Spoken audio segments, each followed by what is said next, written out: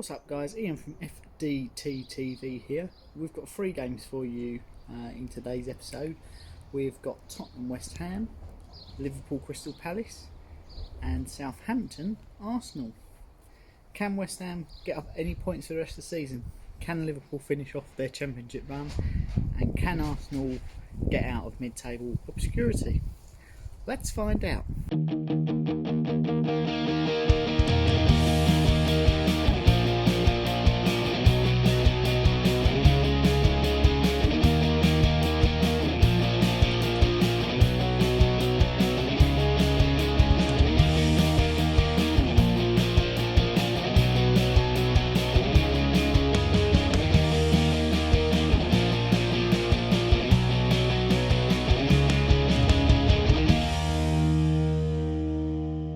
Tottenham West Ham is the game where potentially West Ham can kickstart their season.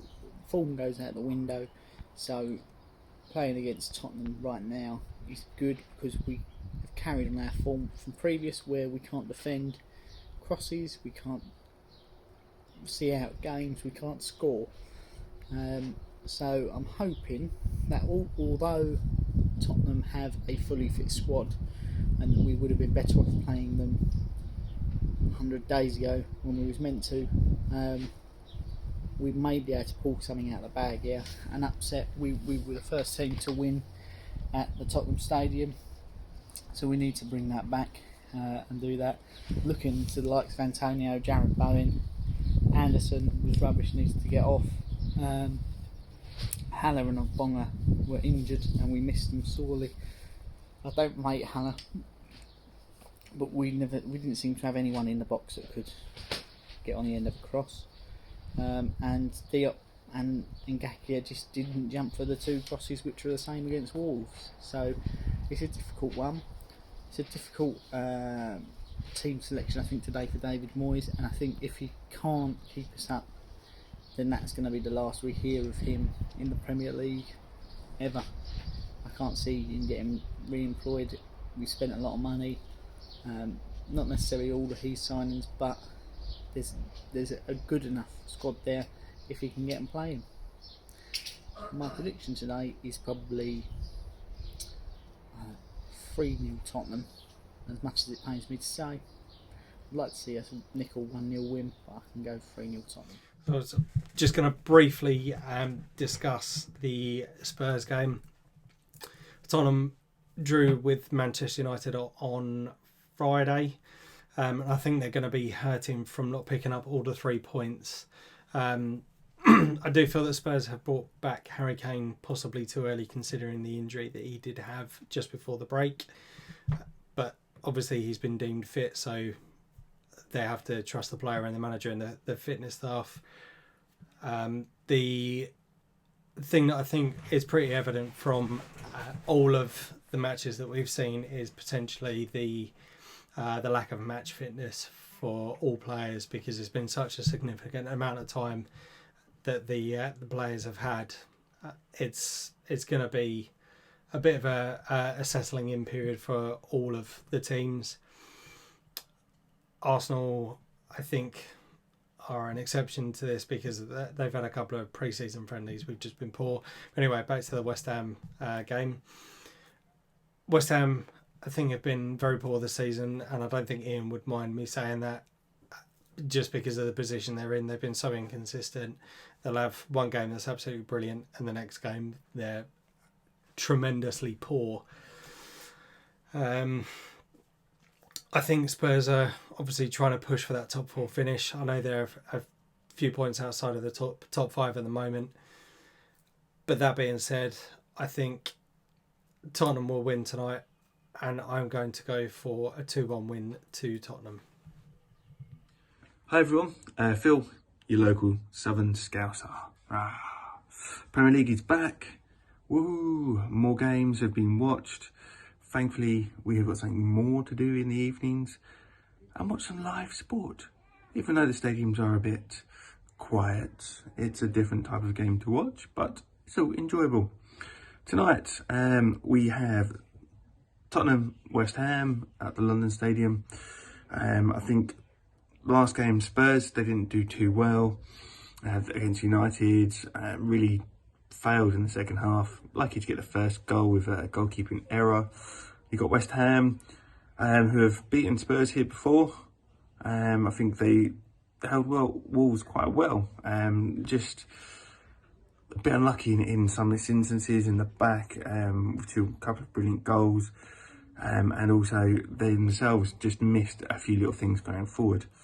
But this is London derby. Form really does go out the window.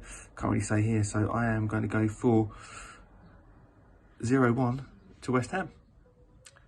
They might just clinch this game. Be an interesting watch though. Next up we have Liverpool Crystal Palace. Liverpool looked shaky against Everton. I think Everton should have nicked that game. They were solid. Liverpool couldn't break them down. It shows how much of an impact those two wing backs had. I know James Milner played and I rate him as a quality sort of player all over the pitch, but Robertson missed, Salah was missed, and it just didn't look like there was any real attacking threat. On the other hand, Crystal Palace come off a 2-0 win against Bournemouth, so they'll be confident. Got the likes of people who score the wonder goal like Andros Townsend.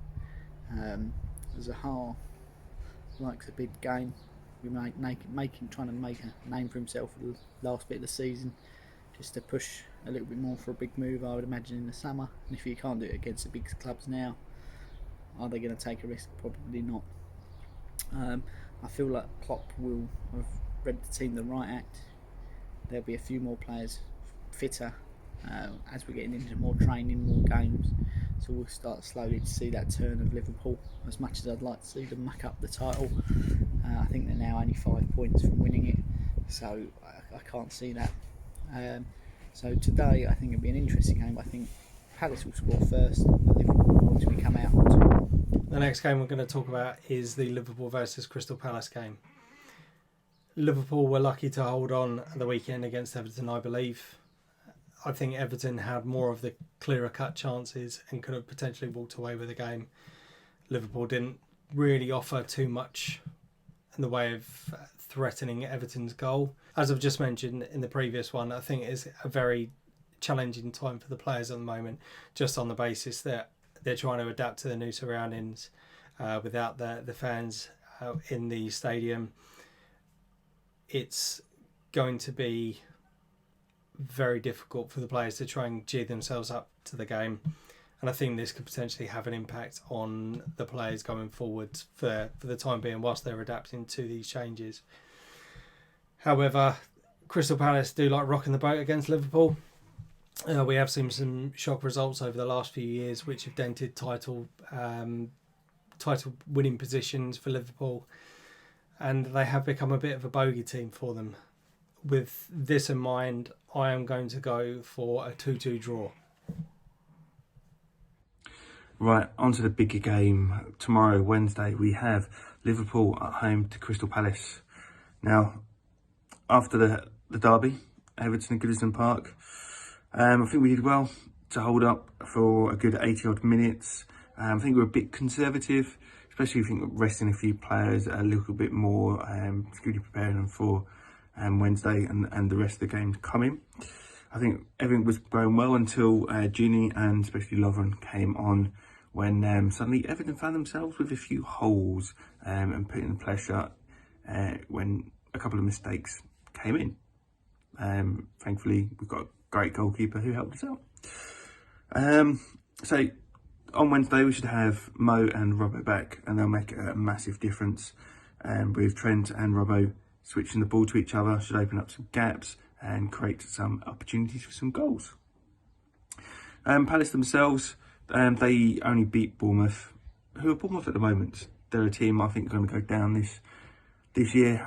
They're losing their best player. Fraser's not deciding to play, so they are in trouble, and that gives us the opportunity to actually wear Palace flattened.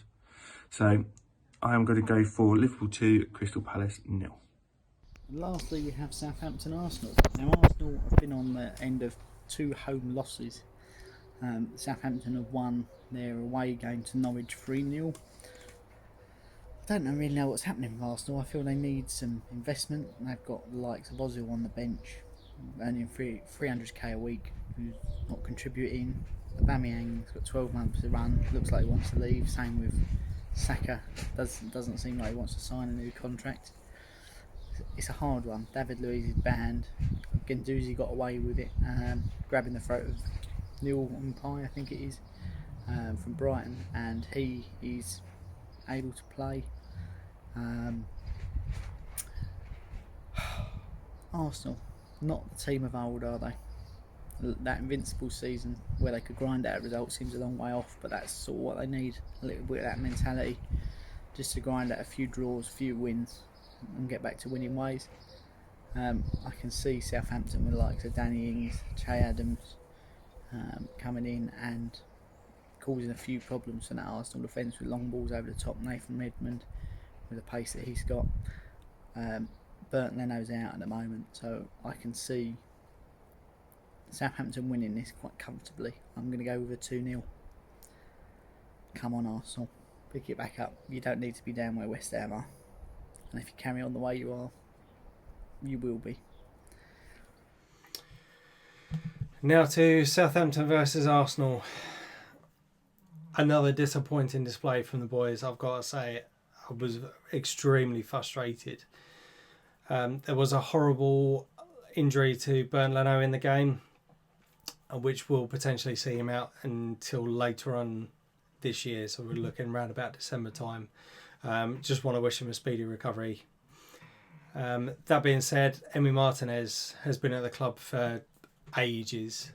He knows the values of the club. He knows how to perform, and I think he's put in some very solid performances for us previously. I don't think you can blame the goals on him at the weekend. Again, it just comes around to our defensive performances of late and that we've seen over the last 4 or 5 years at Arsenal. We've got also the injuries that have affected some of our key first team players, such as Granit Xhaka. We've now seen Bernd Leno, which is now gone. We've also seen Pablo Mari. I don't know, he's fairly new within the team, but he could have really bolstered up the defence. We have seen for the last couple of years how poorly we play away from home. And I don't think that, accompanied with the lack of goals that we've seen recently, I will be very surprised if we do come away with anything more than a draw. Southampton did look good at the weekend, very strong up front. So with this in mind and with the current issues that we have within the Arsenal team, I am going to go for a Southampton 2-1 win. And on Thursday, we have Southampton at home to Arsenal. Southampton has been playing well and with confidence, coming off a couple of wins with some really good goals, some really good team goals as well. And then you have Arsenal, who suffering defeats and injuries. Again, the team, you think they should actually get some points from this. But I think with these injuries, second goalkeeper, defence, not as strong as it could be, but then when has it ever been strong this season? I think this will make them vulnerable, especially away to Southampton. So I am going to go for this one. Southampton 2, Arsenal 0.